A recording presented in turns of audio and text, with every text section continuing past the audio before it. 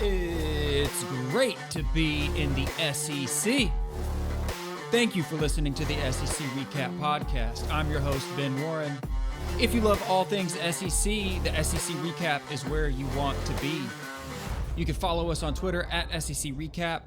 If you like the show and you'd want to support the show, you can check out our Patreon, patreon.com/SEC_recap, or our podcast homepage, anchor.fm/SEC Recap. This is our Game of the Week episode, Florida at Tennessee. Number 20, Florida at number 11, Tennessee. Remember, you can check out the accompanying article for this podcast. The link is in the show notes. That'll be to our Medium page. The number 20 Florida Gators make their first road trip of the season to what is going to be a rowdy Neyland Stadium in Knoxville, Tennessee, to take on the number 11 Tennessee Volunteers, my Tennessee Volunteers, for a 3:30 p.m. Eastern Time kickoff. Vols currently a 10.5-point favorite. Under first-year head coach Billy Napier, Gators are 2-1 on the season with a conference loss at home to Kentucky in Week 2 and having just survived a close one hosting USF in Week 3. Woo, they barely got out of that one. Gators have played all 3 games so far in the Swamp and will face a challenging road environment in Knoxville. 3-0 Volunteers will make a stand on their home field under second-year head coach Josh Heupel, who has revitalized Tennessee football after several years of disappointing seasons for Vols fans. The Gators have won 16 of the last 17 matchups with the Vols, a fact that longtime Vols fans are all too aware of. Despite Tennessee's red-hot offense and Florida looking down compared to previous years, I know Vols fans are nervous that the old swamp bug could bite once again. Tennessee's most recent win in this matchup came in 2016. Prior to that, 2004. And during this long stretch, Tennessee has occasionally fielded rosters with superior talent and had many conceivable advantages in several aspects of the game. Yet, Florida still managed to come up on top to the dismay of fans and players alike. The Gators have indeed enjoyed complete ownership of this rivalry to the point where I think many in the Gators camp no longer even consider it so. The Tennessee-Florida game used to decide the SEC East, but more recently it has barely decided who will be second, third, or even fourth in the East. So how much does this game still matter to fans? Well, the answer is a lot. Napier and Heupel have never met on the field as head coaches. Their only contest on record is the 2014 Sugar Bowl, where Heupel was co-offensive coordinator for Oklahoma and Napier was Alabama's wide receivers coach. Oklahoma beat Alabama in that matchup 45-31. Napier and Heupel step into this game with no personal connection to the history of the Tennessee-Florida rivalry, and for them, as well as most of the players, it's probably just the beginning of many contests between the two coaches. But fans remember, and many of the Tennessee faithful are looking for victory to end the Gator plague in Knoxville and a new dynasty to begin this weekend on Rocky Top. Let's look at some stats. On offense, Florida, the number 98 offense in the country in terms of total offense. So Gators average 25.3 points per game, 353 yards a game. That's about six or so yards a play. They're averaging 58 plays a game and 26 minutes in time of possession. Their passing offense is gaining 141 yards a game, 0 touchdowns. That's 0 overall passing touchdowns through the season. In the run game, they're gaining 212 yards a game, averaging 2.7 touchdowns a game for 8 overall rushing touchdowns on the year. The Florida offense also has 4 interceptions, and they fumbled 3 times, lost 1 of them. let's turn to the Tennessee side. Number 3 overall in the country in terms of total offense. Vols are averaging 52 points a game, 553 yards, 7.13 yards a play, 77 plays a game, and 25 minutes in time of possession. Their passing offense is putting up 363 yards a game, 2.7 touchdowns a game, 8 overall passing touchdowns on the year. And in the run game, 182 yards a game, 4 touchdowns, 12 overall rushing touchdowns on the season. Best part, 0 interceptions. Both Hendon Hooker and Joe Milton taking really good care of the ball. Fumble game, however, they have fumbled 6 and lost 3. But on the offensive side of the ball, I'm giving the clear-cut advantage to Tennessee. Let's flip on over to the defense. Florida, number 77 overall in the country in terms of total defense. Gators average 26.7 points allowed, 373.3 yards a game they're giving up. Their passing defense, allowing 178 yards a game, 0.7 touchdowns a game. That means they've given up 2 overall passing touchdowns on the season. And their run defense is allowing 195.3 yards a game, 2 touchdowns a game, 6 overall rushing touchdowns allowed for the Gators defense. Gators defense has 4 interceptions, 1 forced fumble, 1 recovered fumble. Over on Tennessee side, number 54 in the country, so sitting approximately 23 spots ahead of the Gators in terms of total defense. Vols average 14.3 points allowed and 344 yards per game. Now, Florida has played Kentucky and opened the season with Utah. Tennessee has played Ball State and Pitt, followed by Akron. So they've got one, what I would consider real quality opponent sandwiched in between 2 very inferior opponents. So these numbers skew a little bit defensively in Tennessee's favor for that reason. So the Vols are allowing 14.3 points on average per game and 344 yards a game. Their passing defense is allowing 263.1, 1 touchdown. They've given up 3 passing touchdowns through 3 games. Their run defense is allowing 83.3 yards, 0.3 touchdowns, just 1 overall. So Vols defense only allowed 1 rushing touchdown through 3 games. Vols defense has also picked up 3 interceptions. They forced 3 fumbles and recovered 2. However, because of the way that the opponent matchups skew in favor of Tennessee, I'm calling the advantage neutral. I think Tennessee probably is a little bit better defense. After all, we'll find out this Saturday. But because of who they played and who Florida has played, I'm calling that one neutral between both squads. So what can we take away from this? I think most notably the time of possession battle is going to have to skew one way or the other, and Florida really needs it to go their way. They're only running 58 plays a game, and when you have the ball just 26 minutes, they're playing slower and turning the ball over, i.e. they're not capitalizing on their possessions. When Tennessee plays as fast as they do, they already run 20 more plays a game on average than Florida. And we know this Vols offense is capable of getting downfield in just 5 or 6 plays. So if Florida plays slow, yet allows Tennessee to control the time of possession, they're just not going to have very many opportunities to put points on the board. Gators need to take better care of the ball, and they need to maximize the fewer possessions they're going to have in this matchup. My other takeaway, Florida is just not effective through the passing game. The stats speak for themselves. They have 0 passing touchdowns on the season. So if I'm Tennessee, this makes my defensive plan pretty clear. You keep the passing game ineffective, and then you contain their run game. Their tailbacks are pretty good. That's clearly where Florida has an advantage. That's clearly what they're going to want to do. They'll want to run Anthony Richardson if they can. When you keep him in the pocket, as Kentucky showed, he's not good. He can't pass, and they don't have big play receivers to pick up those big chunk plays.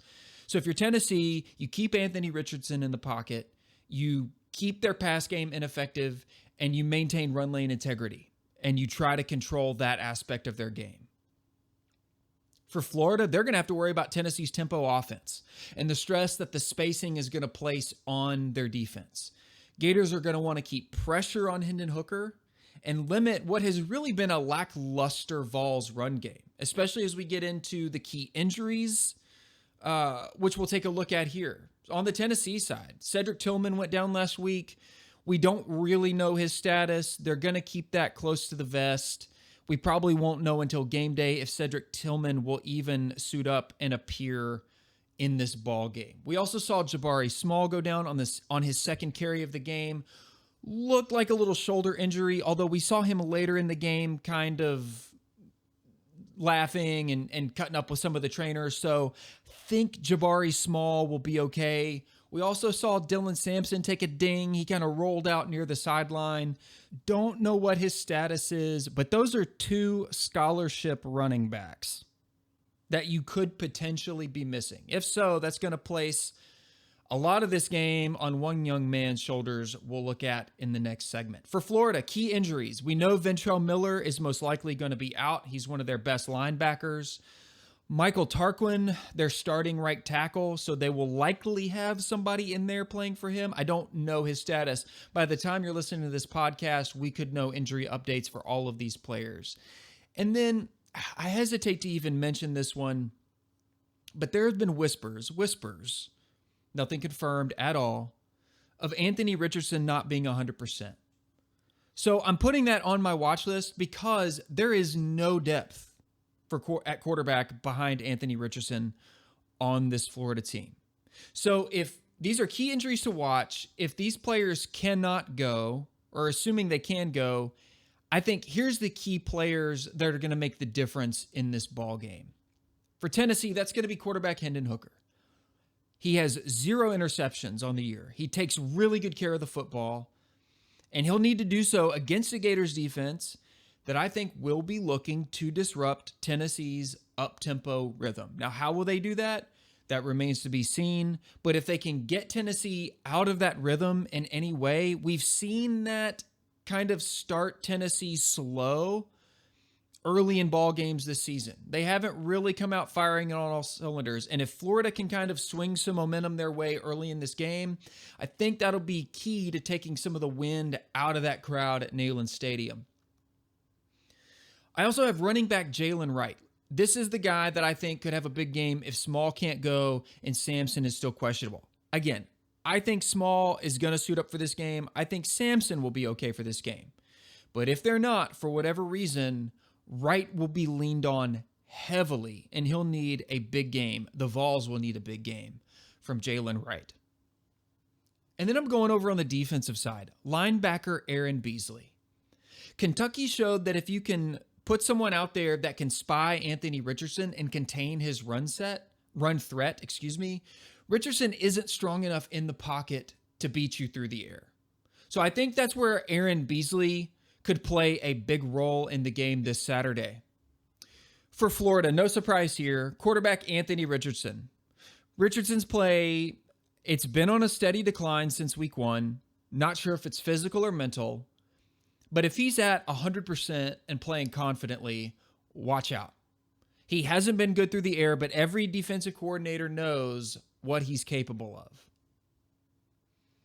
Running backs Montrell Johnson and Trevor Etienne. Both of these guys have proven to be really effective, capable backs, and have notched a couple touchdowns each on the season. If Florida's passing game isn't going to be that good, they're going to have to lean on that run game, maybe with a little bit of Anthony Richardson mixed in there.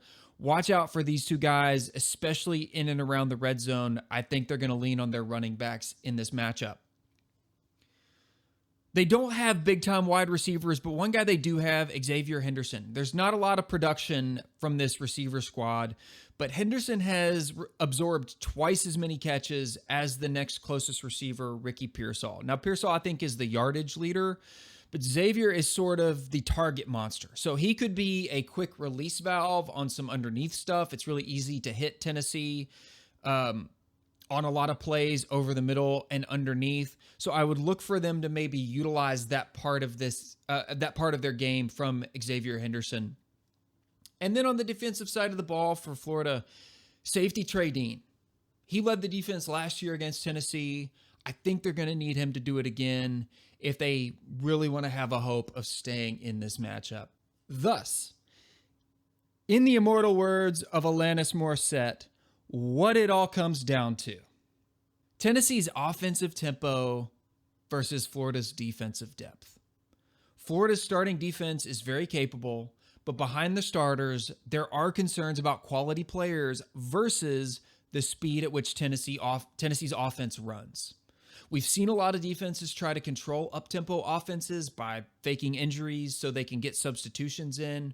But if you're substituting weaker players, a good offense is still going to move the ball on you, and I think that's what's going to happen here. Quarterback depth. UT's Joe Milton has looked really good. He's looked excellent in his snaps, and nothing about this offense would change if Joe Milton has to come in. And not a lot of teams can say that. If your starting quarterback goes down and your backup comes in, you see a lot of teams start to lean on the tailback, especially if you have a good tailback. If Joe Milton comes in, nothing about Tennessee's game plan or play calling or offensive scheme changes. And that's to Tennessee's advantage. Florida has no QB depth behind Anthony Richardson. And if there's whispers, like I said, of Richardson not being fully healthy, I think they'll really try to limit what he does through the run game so that they can protect him as much as possible. Jack Miller, the number 2, is still TBD on the thumb injury. And he had the same thumb injury and surgery that Drew Brees had 2 or 3 years ago for the Saints when Brees had to miss 7 or 8 games.